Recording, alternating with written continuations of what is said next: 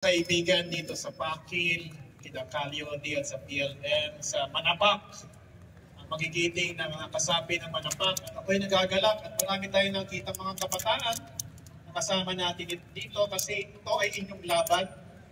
10 na mga kasama ko sa Angat Kalikasan, Katutubo Pilipinas at saka sa ML Party List. Isang mapagpalayang at maulan na umaga sa ating pong laban. Ang bayan ng Pakil ngayon ay lumalaban. Ang bayan ng Pakil ngayon ay lumalaban. Ang bayan ng Pakil ngayon ay lumalaban. Ang bayan ng Pakil ngayon ay lumalaban. Ang bayan ng Pakil kontra sa ahunan. Kabataan ng Pakil kontra sa ahunan. Kabataan ng Pakil kontra sa ahunan. Kanina maraming nakwento si Calyodi, no? Mga katiwalian na nangyayari sa ating bansa. Di ba galit na galit tayo sa pangungurakot ng mga kongresista at ng mga kontraktor na ngayon lang nating naririnig sa Kongreso. Sabi ng Pangulo, mahiya naman kayo. Nagpayaman kayo samantalang marami sa ating mga kababayan ang nalulunod sa baha. Mahiya naman kayo at tumalakpak yung mga walang hiya. Sa sana ng ating Pangulo.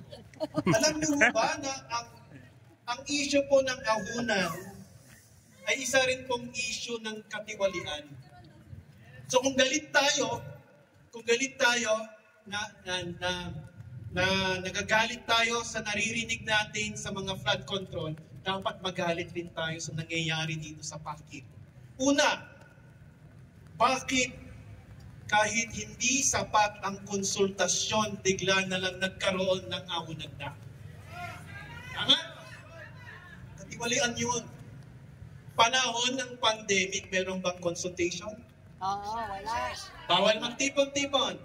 Okay. Pangalawa, ito nabanggit ni Kadani kanina. Bakit kahit wala pang permit galing sa DNR at sa Philippine Coconut Authority, marami nang pinuputol na puno? Katiwalian rin yun. Pangatlo, nabanggit ni Calyodi, ang mga magsasaka, pinapalayas.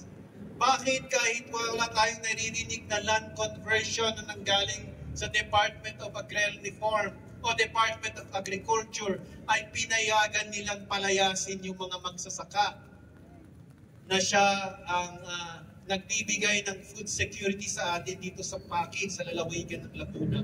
Again, yan po ay isang issue ng corruption.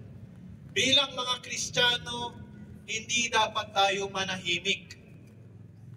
Tinuturo ng ating pananampalataya, kung meron tayo nakikitang katiwalian, dapat tayo ay lumaban, dapat tayo ay magising, dapat tayo ay magsalita. Kaya sana po, ito rin ay panawagan sa mga kabataan ng Pakil. Napakaganda po ng lugar. Ng lugar ninyo. Naakyat ko na po yung Bingas. Nakakaasar nga kasi ang kwento is ang mga taga-Pakil tuwing Mayo, isang linggo, yung huling linggo ng Mayo, umaakyat sila, umaahon sila doon sa Mount Bingas at nagmimisa. Pero ngayon, kung mawawala na, kung matutuloy ang ahunang dam, pinangalan ni Razon, sa inyong pag-ahon doon sa Mount Bingas, mawawasak ang Bingas at mawawala ang inyong sagradong bukal. Tama. E ano ho bakit po sikat ang Pakil sa Laguna? Pilgrimage capital of Laguna. Bilang isang katutubo, ako po ay naniniwala sa mga sagradong lugar. Kaya alam ko po yung bukal ninyo, pinanggalingan ng katubigan, pinanggalingan ng patubig para sa mga palayan ninyo, yan po ay sagrado. Mawawala po yan kung matuloy ang ahunan dam. At kawawa po ang mga susunod na henerasyon. Kaya po kami sa ML Party List, no? Ito po yung maaari namin pong gawin. Hihikayatin po namin si Manay Laila de Lima na magsagawa ng isang congressional investigation doon po sa House of Representatives para imbestigahan ang kababalaghan na nangyayari dito sa Pakil. Lalong-lalo na yung land conversion at yung pagbibigay ng mga permits. No? Kasi importante po sa investigasyon, kakabit po sa isang national issue. At nag-file po si Senator Kiko Pangilinan at si Manay Lala ng Anti-Land Conversion Bill. So maaari ito po ang isang issue na maimbestigahan. At kasama po ang Angat Kalikasan Katutubo Pilipinas, andito po kami upang gumawa po ng documentary patungkol po sa isyong ito.